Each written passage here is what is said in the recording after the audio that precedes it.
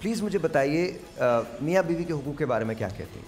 अच्छा, हकूक़ से ज़्यादा मैं एक रिलेशनशिप के बारे में जो मुझे मेरी अंडरस्टैंडिंग है कि it is all about ownership. एक तो अपनी और दूसरों की बुराइयों को ओन करना। जब आप एक पार्टनरशिप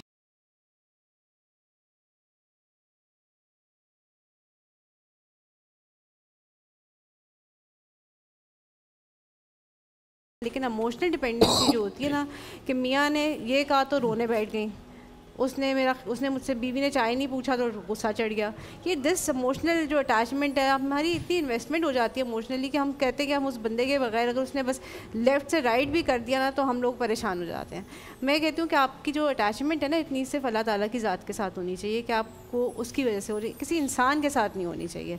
थोड़ा सा वो जो स्पेस गिविंग है ना वो हम नहीं देते। स्पेशली मुझे लगता है ख़वातीन ये ज़्यादा करती हैं। लेकिन डॉक्टर साहब आप बिल्कुल फिक्र ना करें, हम जिस तरफ जा रहे हैं ना हमारी डिपेंडेंसी, मैं आपको सच बता रहा हूँ, बिल्कुल नहीं रहने वाली।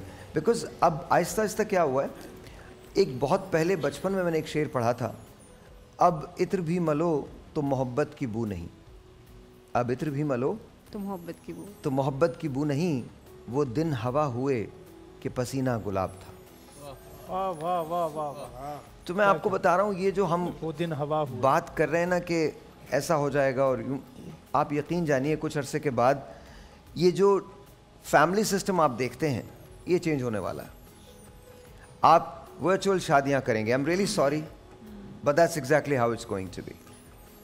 आपकी जो चाइल्ड बर्थ का कॉन्सेप्ट है वो चेंज हो जाएगा। The whole complete child birth concept is going to be change. Lab से आप अपने बच्चों को लेके आया करेंगे, लैब से। Children won't be born, they be created in labs. दूसरी बात, ये जो हम कहते हैं ना कि हम फेसबुक पे आ गए और 10,000 लाइक्स हो गए, 50,000 लाइक्स हो गए, जितने तन्हा हम आज हैं इससे ज़्यादा तन्हा इससे पहले कभी नहीं थे। वाह कमाल। मुझे वो दौर भी याद है जब फ़ोन्स नहीं हुआ करते थे, जब वो एक ग्रीन रंग का काले बटनों वाला फ़ोन होता था हर घर के अंदर, यूं करके एक तार जाती थी उसकी और पीछे 50 गज लंबी एक वायर होती थी, उसको फ़ोन को उठाए उठाए आप हर जगह फिरते थे। और एक वो उसका एक स्टैंड आता था जो दीवार पे लगाते थे कील ठोक के, और उसके नीचे या उसके ऊपर कुरान पाक होता था, नीचे वो फ़ोन हुआ करता था और उस पर आप उठा के बात किया करते थे। मुझे वो दिन भी याद है कि जब हमने, मेरा एक दोस्त था सुहेल भट्टी, हम उसके घर जाया करते थे। उज़ैर, मैं, समद, मुश्ताक सुहेल के घर जाते थे और वहाँ जाने के बाद उनकी अम्मी हमें खाकीना बना के देती थीं, तंदूर की रोटियों के साथ हम वो खाया करते थे। इतने बड़े बड़े मंसूबे थे हमारे, हम दुनिया को चेंज करने निकले थे।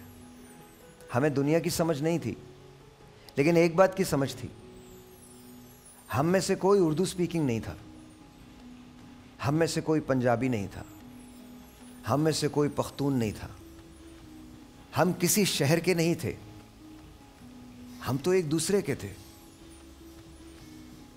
फिर शहर बड़े होने लगे, हम भी बड़े होने लगे।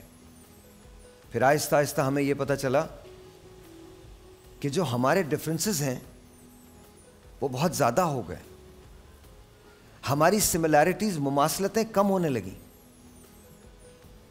बचपन में एक सबक पढ़ा था मैंने, the last sermon of the holy prophet. उसमें मुझे बताया गया था कि किसी गोरे को किसी काले पे फौकियत नहीं है, कोई अरबी किसी अजमी से बेहतर नहीं है, कोई बदू किसी गैर बदू से बेहतर नहीं है।